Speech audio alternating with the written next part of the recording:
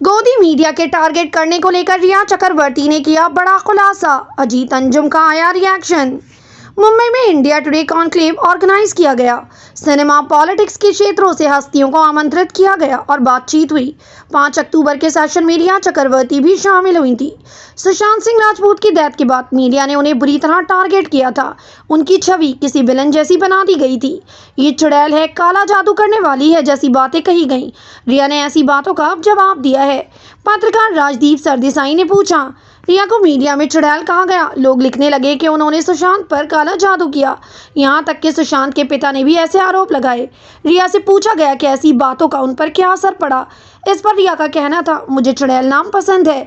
मुझे लगता है कि ये रोचक है। पुराने दिनों में चुड़ैल कौन होती थी? चुड़ैल उस औरत को कहा जाता था जो पितृसत्तात्मक समाज के हिसाब से ना चलकर अपने ढंग से जीती थी।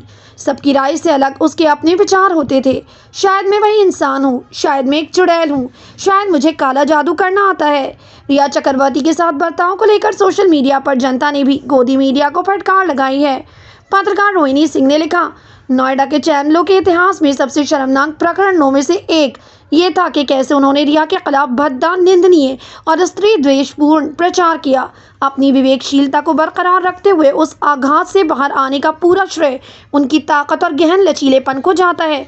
नोएडा के चैनलों को रिया से माफी मांगनी चाहिए। रोशन राय नाम के एक यूजर ने लिखा, नविका को इनका खून चाहिए था। अर्नब चाहते थे कि इन्हें फांसी हो। चित्रा त्रिपाठी परेड कराना चाहती थी। भारत के आधे से ज्यादा लोग इनकी जिंदगी चाहते थे। ऐसा इसलिए क्योंकि इस विवाद और त्रासदी से एक राजनीतिक दल को फायदा हो रहा था। रिया पर लगे सभी आरोप या तो हटा दिए गए या फिर बकवास निकले। ये एक मजबूत महिला है। अगर कोई और होता तो बहुत अंधेरे रास्ते पर चला गया होता और फिर कभी खुले में नहीं आता। मुझे खुशी है कि ये अपने पैरों पर वापस आ गई हैं। रिया, मैं आपका फैन हूँ।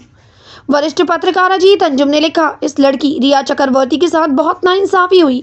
तमाम चैनलों के एंकर्स और रिपोर्टर्स ने रिया चक्रवर्ती को बदनाम करने की साजिश के गुनाहगार हैं। महीनों तक इसके खिलाफ मुहिम चली। बिहार का डीजीपी भी इस मुहिम का हिस्सा था, जो अब भगवाधारी संत बनकर घूम रहा है। सब मिलकर रिया को कातिल और ड्रग्स सिंडिकेट का हिस्सा साबित करने में लगे रहे। कोर्ट से आखिर से राहत मिली। बेशर्मों को शर्म मगर नहीं आएगी।